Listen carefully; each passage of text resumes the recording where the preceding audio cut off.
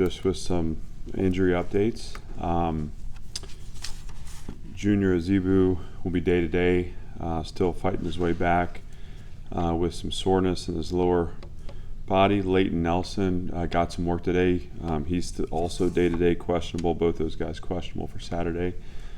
But Leighton is progressing back.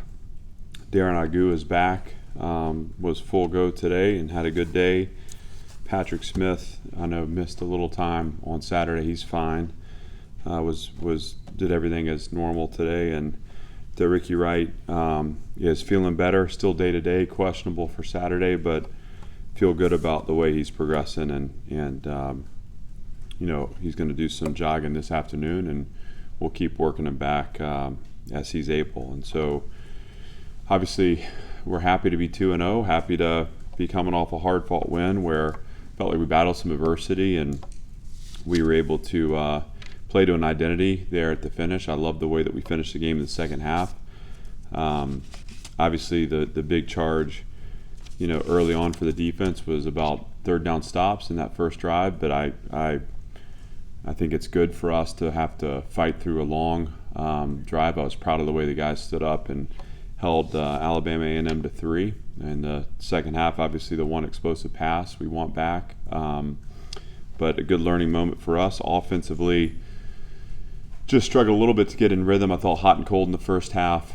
But obviously I think came out in the second half and played with confidence and had fun playing too. So, if we're going to want to win a game this weekend, we got to protect the ball. That's going to be really important. Make good decisions with the ball at the quarterback position. Turnovers will be a key point of emphasis, and we're going to have to play complementary football. This is a good team we're playing against. This Wake Forest has kind of been the standard bearer for developmental programs. Dave Clawson, as good as they come with respect to having an identity, playing to a strategy, and growing a program there the same way we are here. And got a ton of respect for him, obviously, as a mentor and a friend. And excited to compete with them. Obviously, we were disappointed with the game we played a year ago. But, we're going to have to go down and play good football to have a chance to win a game on the road. With that, I'm happy to open up for questions. How do you plan to game plan against Mitch Griffiths and this offense, this slow mesh where the Vanderbilt defense was really annihilated in the second half of the game? Not to speak to the second half of that, I think the slow mesh is challenging because they separate your levels. And so I felt like in design last year, we left our corners out a little bit and didn't do enough to protect them. We're gonna want to do that. This is a team that thrives on the big play pass, and we've struggled with that. And so, we're gonna have to keep the ball inside and front, limit their explosives. Certainly, we're looking for no explosive touchdowns. It's Mitch is a good player, and similar to last year, going into this game we were unsure who we were going to see. We ended up seeing Hartman. I said this a year ago. This is a system that we're playing against, not just a player. And the system's challenging. Warren Ruggiero does a great job with it. In the same way the triple option's unique, the slow mesh is a unique style of offense. And so it's about keeping your layers intact. It's about keeping body on body down the field. It's about capping the big play and keeping someone on top. We can't let them behind us, and I think in design we have to do a good job of designing success into the scheme and making sure that we're not undressing guys and leaving them in tough one-on-ones. The other thing about a year ago is, we got to protect the ball on offense. We can't give them more possessions. We got to fight for field position. Those things matter too. And so I don't see it as just the Vanderbilt defense. I see it as our team against their team and the need to play complementary in all three phases. That means all three phases are working hard to score points, which is important against a team that scores points at the rate that Wake Forest does. It means all three phases are working to limit points, which is important, obviously, because this is a potent offense we're playing against. And I think we've shown flashes of interlock play. I think we've shown strength in special teams. Field position will be at a premium. Like I said, ball security at a premium. But certainly when it comes to playing defense, we're going to have to keep them out of the end zone when it comes to explosive plays and force them to fight for every blade of grass on the field, which is the goal. The injured defensive linemen like Linus Zunk and Christian James, how are they? Linus is back. He'll be back with us this weekend. He's working his way back in practice now. Christian's still probably a week or two off. He's yet to re-enter practice, but he's trending the right way, and we'll be excited to get him back in the near future. You just talked about it being a system offense, and it didn't really differ between the quarterbacks much. But are there any distinctions you can make in seeing Hartman run it, seeing Griffiths run it? I mean, they're very similar players. They'll take the risks. They'll take their shots. I mean, obviously, if you look at their game from Saturday, they got over the top of Elon to the tight end for a touchdown. They threw an uncovered receiver for the first touchdown. They hit, like a go ball to the field twice, one for a touchdown. So similar to the way Sam played. I mean, Mitch is confident. He makes decisions rapidly. He knows where his matchups are, and I think he's impressive that way. There's subtle differences in when they run, how they run. How late they will get the ball out. I think one thing we saw last year was just late down success for them. You were just, there was nothing that kept Sam Hartman from at the end of the snap, right as pressure was getting there, whipping the ball out to the flat. And I think Mitch has got a knack for when to tuck the ball down and run it. We're going to have to be in heightened awareness that way. But the big plays are still there in the same places. X post, it's the glances on both sides. Again, the field go, and those are things we're going to have to defend well, again, to put our team in the best position to win. Knowing that this is a game that you're probably going to have to score a lot of points, what do you need to see from AJ this week? Just like I said, there's nothing more than routine plays, small things done well, and good decisions with the ball. What we can't do is give them extra possessions. We can't give them field position. That was one thing that hurt us a year ago. We have to be willing to take what they give us, get the ball out, and then play to our playmakers. And in that sense, I just expect the same thing that I expect from them every week.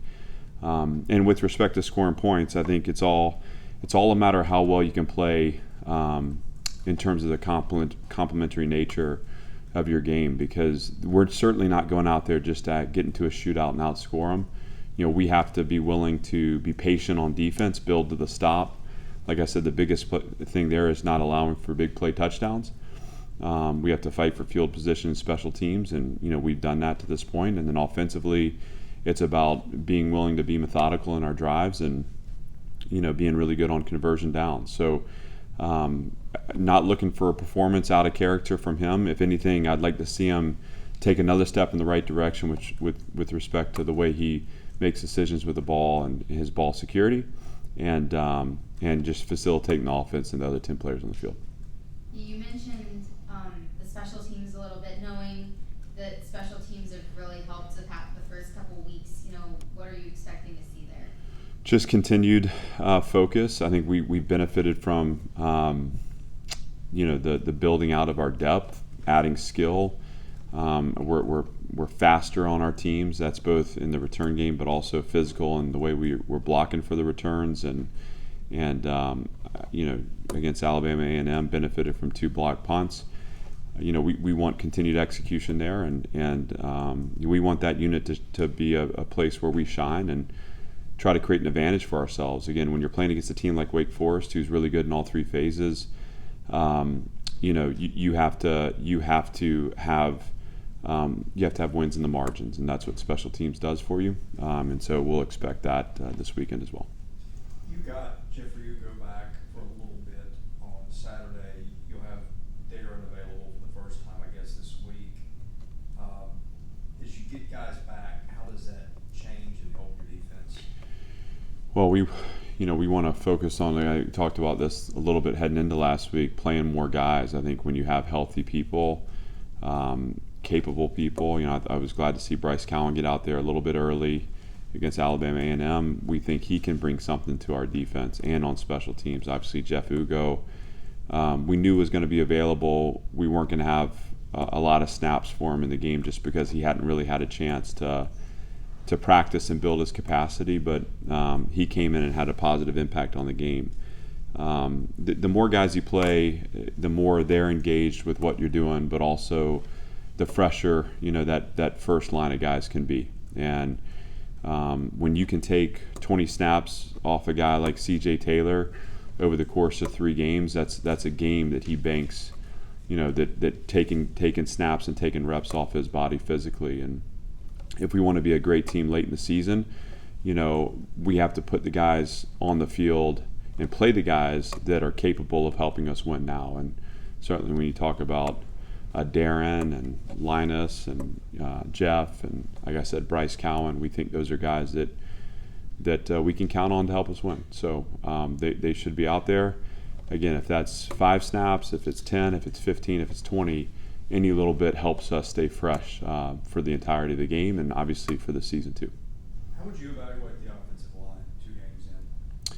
Thought I saw some positive things last week. The first week 1, I felt like there were things that we needed to do in protection that I felt like we fell short there a little bit, and I thought Hawaii was able to shorten it down on us. I think last week I saw better cohesive work.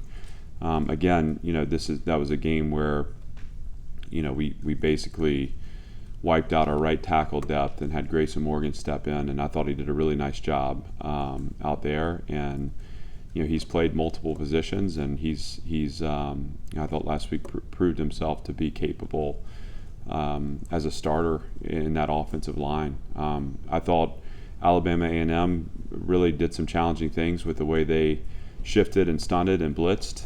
And on the whole, we had a couple of negative yardage snaps in the run game, but we also were able to generate some positive yards rushing, and I thought protect the quarterback pretty well. So we're a work in progress. I expect that unit to continue to strengthen, but I do see that level of improvement, and I know those guys are prideful, and they're looking for more too. When you see a mistake there, is it missing an assignment?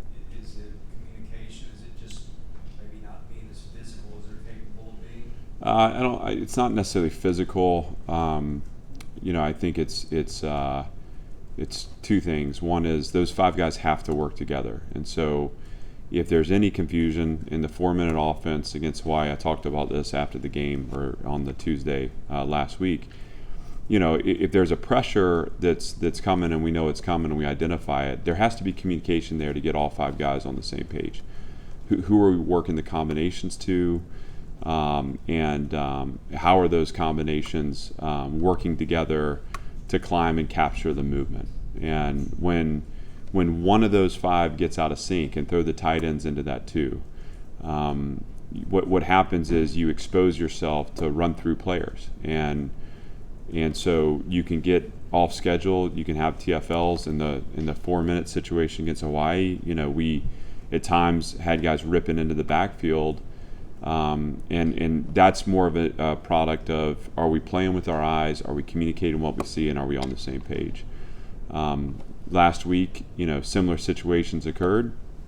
I think of a couple where, we were off by 1 guy, and again there was a negative yardage snap created. I think of several where we did a masterful job at being on the same page and picking it up.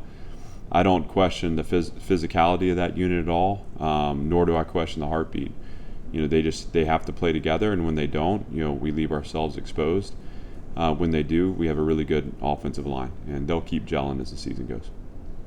Do you have an update on Braden Bass?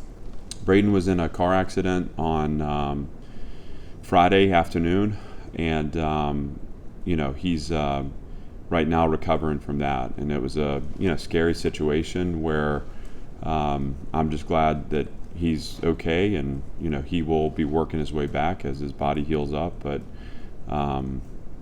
Braden's tough and resilient. He's dealt with a lot of adversity, and we're behind him in his recovery, and hopefully we can get him back sooner rather than later, but all in the time that it takes to heal. Obviously, Cedric played in a different situation against a team that's maybe not quite as deep later in the game, but did he earn himself a little more playing time Saturday? Yeah, I mean, we believe we've got three good ones, and Seti certainly, asserted himself on Saturday and is fighting for more. And so we see that. He's got good vision, good feet, good balance, and he can accelerate. And the thing that I've loved about Seti since spring is he's also good in protection too. He's a physical player, and he's a smart player. So we're anxious for him to get more and to continue to see him progress, but certainly impressed with the way he finished that game out, and scoring his first 2 touchdowns and really having some impressive carries there.